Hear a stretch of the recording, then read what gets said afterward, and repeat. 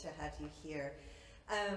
I would like to start off this interview by just referencing the fact that this work, this exhibition draws upon the original exhibition from 1999 called A Place by the Sea. Mm-hmm. And we obviously have two works of yours from the 90s and two more recent works. I would like to start by asking how it feels to see these two bodies of work side by side. Oh, wow, okay. You know, I'm 61, and it's interesting that during the time that we came out here and had that show, I never thought that I would be here at this age, looking back. So to me, it's about, like what Al would often say, life and continued growth.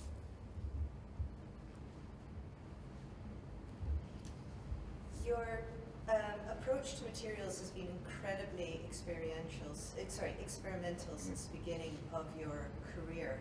How have you changed that approach over time?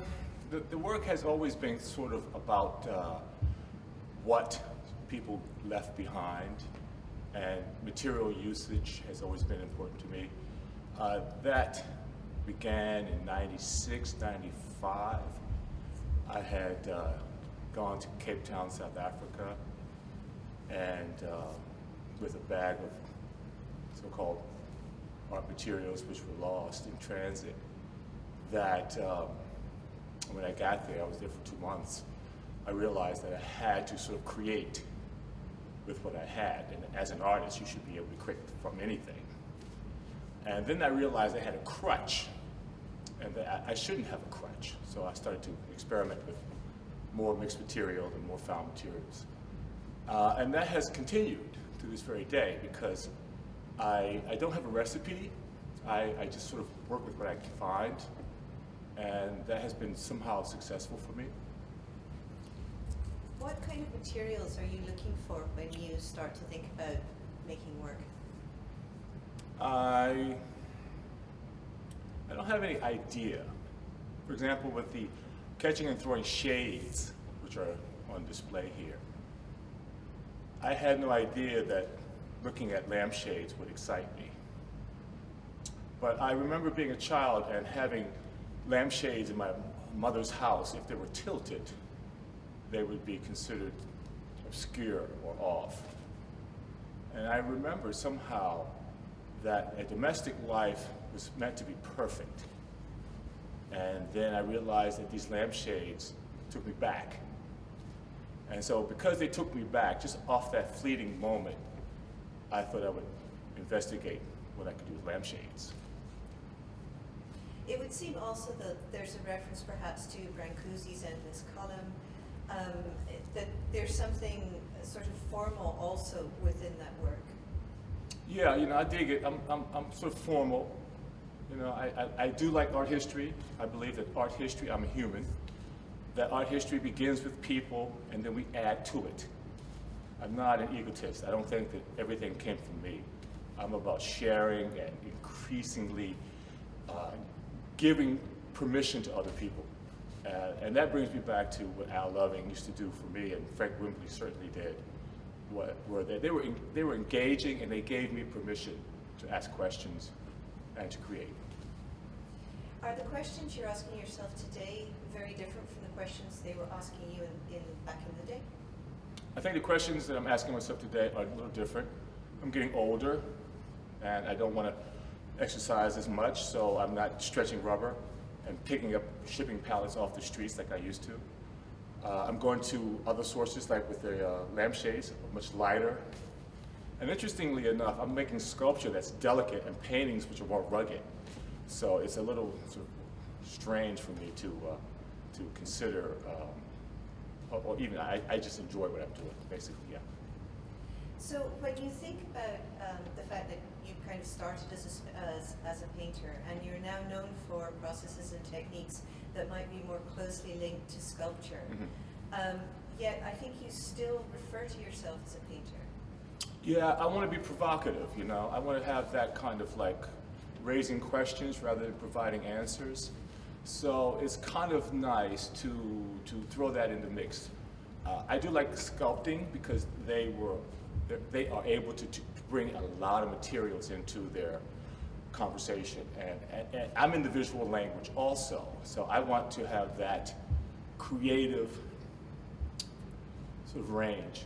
And so just like in terms of the American language of slang, which is often changing, I think that I try to maintain my level of change. And so that's kind of like my question to myself. What am I doing next?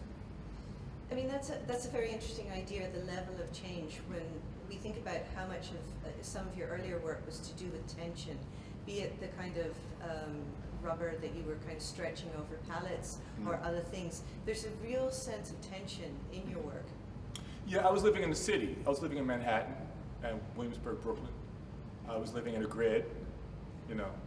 And then I moved out to, I got sort of evicted, moved out to Allentown, which is more agrarian, walking my dog, you know, cornfields and in the woods, off trail, and, you know, softened up. So, you know, that's a good insight. It's a good part of, I did what you're saying about the tension, and so there's a lot less tension on that front. Can you speak a little bit about the piece that is behind you, Deep Iona Blue? Well, I was making these rubber pieces at the time. It's about in between the lines. It's not about what's there, it's about in between. And the way they're made is that you're supposed to walk left to right, timeline, not forward and backwards. I mean, that's big in a lot of painting. People want to walk up to it and back. The entrance and then the exit. Well, with these pieces, I want you to walk alongside as a trail and spend time looking at it. A lot of my work is about peripheral, not so much about what it is that is in front of you, but how it affects you when you're not looking at it. Just like I'm looking at you give this interview, I see what's around me. And because I'm checking in the atmosphere, I'm involved in that more because it's a comfortable atmosphere. So this atmosphere helps add to this forefront. The blue works came out of when Kiki and I were hiking in the Pyrenees many, many years ago, 1980. And I took a trip to the water and I saw what looked like sediment on the bottom of a creek. And I put my finger down and I disturbed the sediment because it rose up. And so I created these works, which are supposed to be that sort of juxtapositioning of movement and yet not, because the blue pigment sits on top, but if it was in action, it would be powder, and that would be all over the place. So this is a kind of like mixture of, you know, paradoxes, movement and yet not. And I think inherent to the work also, again, is this kind of paradox. I mean, looking at just the way that the rope is taking up the blue pigment versus the rubber, and then versus the fact that you also have some very thin bits of metal also over it. There's just this incredible kind of dialogue going on between the materials themselves. Yeah, you're pretty good at what you're raising some good questions. I'm digging you, talking with you. I can't have an answer for everything, but I like that you pick up on things. And that excites me and it flatters me. And I hope that the work talks to people who might be interested in finding something that talks to them. So I'm learning from you as you share it with what you're seeing. So thank you. It seems to me also there is an enormous amount of humor, perhaps in some of your titles. And I'm interested in how that interplays with some of the really serious content that is in a lot of your work. I don't have a recipe. I don't know. I like slang. I like Iona Blue. That was actually titled after talking with Frank Bowling. Frank is funny. And if anyone knows the British have a lot of interest in language and double innuendo. Let's see, what other title comes to mind that you might be interested in me bringing up? I know I have those two. What's the other? Shade. Yeah, Catching Shade. Oh, some of my friends are dead, you know. Yeah. God, it's funny, but not really. But it's about the times we live in. And sometimes, as you know, they could be funny and very tragic, from the political aspects to the social aspects to, I guess, our world and the environment. Yeah, so I think humor helps somehow to be ironic, to kind of feel that you're in charge of your emotions. I was talking to Samuel on the way over here, and we were talking about showing work, and he mentioned something about wanting to make sure it was perfect, or with all respect to him, before he showed it. And I said, you should just perhaps think about showing it without telling people that it's not perfect, just to see how you can learn from that. Keep to yourself what is out there.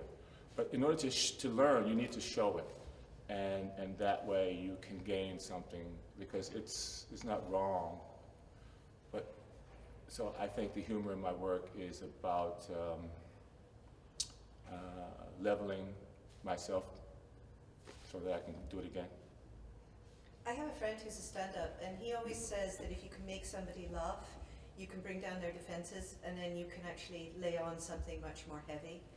And that perhaps that it's a way of breaking through the barriers that we set up in our beliefs. So I wondered if perhaps that was a strategy you were using in your work. I'm not that clever. I like to be, but I'm not that clever. So I'll go with that one. Thank you. Can we move over? I would love Absolutely. to talk about Scirocco. So here we are with the work from 1989, Scirocco, and we know that this was one of the pieces that was in the original show. Mm-hmm. For me, this brings up the idea of your relationship with Al Loving, and if you could speak a little bit about your relationship with him, that would be fantastic. Yeah, I miss Al, first of all. And Al Loving was a person that in my life was always cool and especially giving. I remember having these conversations with Al about figurative work. Is there such a thing as political art? And I was living in Williamsburg, Brooklyn at the time, and struggling painting in this hallway of mine. And Al Loving would come over. And Kiki was working with Al, and Al always would take time to come out and hang out and smoke a J or whatever, and then lay down some information that was pretty cool, right? Like, hey man, that's where your art is, or I like what you're doing over here, and those kinds of things, as a young person, gave you confidence. I didn't always agree with everything Al said because he wasn't dogmatic. He was, do your thing, but I heard and I looked. And I listened. And Kiki would work for him at 42nd, where he was at the Times Square gym. And I'd go up, I'd clean up, watch Al and Kiki would work. And it was a groovy atmosphere because Al was always playing music and jazz. And the studio was this big vacant place, and the boxing gym was upstairs, and it was full of activity on 42nd Street. You can look out the window and see people doing 3-card Monte on people. It was active. It was dangerous, but it was like vibrant, right? I loved it. And it was a safe spot because everybody on 42nd Street knew Al. And a lot of times they would say, Senor Loving. And who's Senor Loving? Oh, that's Al, There's this Spanish version of Al Loving. I love it, it's great. So Al it was important to me. And he gave me permission to be me. And I always will cherish that. How did you meet him? I think Kiki probably met Al first. There was a guy in New York City, we were in the Lower East Side, and there was a guy named John E. Edwards, who was a musician. And Kiki had gone to a party and was looking for work. We had just come in from Germany, and John E. said, I knew a guy who could use an assistant, which was Al Loving. And Kiki went and talked with Al, and therefore they hit it off. And Al needed an assistant, because at the time he was, I must say, a slob. Most of Al's work was on the floor, as Kiki would say. She got in there, picked it up, and dusted it off and helped organize his studio. And then that's how I met Al, through Kiki. And of course, Kiki became your wife. Well, she was the wife at the time, too, but I don't know if she ever became my wife, because she's her own person, you know. That Kiki's something else. Her real name is Christiane Nienaber, yeah. Great. Could we now just go downstairs and do a few questions in front of some... Sure. Action. The title of this piece, which is A Lot of My Friends Are Dead, and you spoke about it just briefly previously, but I would love for you to talk about it a little more formally. The work is about marking time, and I try to mark my time by titles and try to show respect to people. I don't make landscapes. I can't do portraiture. So I try to mark my time with other people by titles. The work behind me is about returning to my mother's neighborhood in Washington, D.C., and having a lot of my peers or young people I grew up with greet me, and then greet me with the information that some of the people we grew up with who went down a different path are dead. Sometimes, a lot of times, through violent action, shootings, robberies. And I grew up with these kids, you know, and I wanted to do something that would mark time, but also still talk about present situations. And I'm not trying to preach, I just wanted to relate. So the piece is about the time I live in, the people I knew, and the present. So I guess it's like past, present, and future. I like the material because it's fragile, and it's worn, it's honest, and I wanted to present it that something that could be considered unattractive as poignant and somehow beautiful. It's a work, it's the most monumental work we have in the show. It has a very austere presence, as you said, but it is something of great, great beauty. I mean, the differences and the shifts in color and shade are fascinating. Yeah, check that out, right? I mean, you know, here we are as human beings. We're sitting around, we're looking at art, we have a comfortable moment to do so. And some people have tough lives, you know, and I sometimes have to remember that I guess to use the word blessed, to be here amongst each other, you, and I'm happy to be here. And so I guess it's good to remember other people, you know, and continue with trying to make places, or just, you know, let's live, right? Let's just continue to live while we can and be nice people to each other. So. Gregory, thank you so much for this, and thank you for being part of the show. Thank you, and I really appreciate you taking time to listen to me. I don't know how I am until I say what I say, but I do feel it inside, so hopefully it came out as well as I felt it. It definitely did. Thank you. Thank you.